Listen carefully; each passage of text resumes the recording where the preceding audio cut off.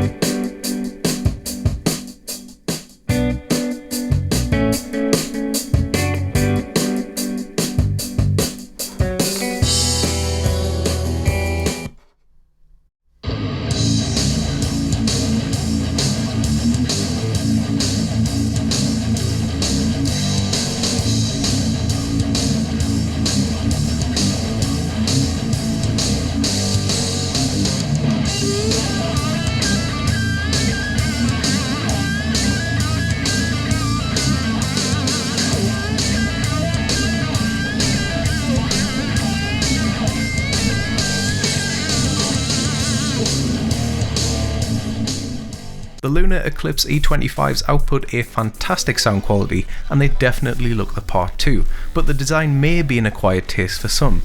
Bluetooth speakers are simply the way forward nowadays, and I think this is a good option. The experience you're going to take away from this product is a positive one.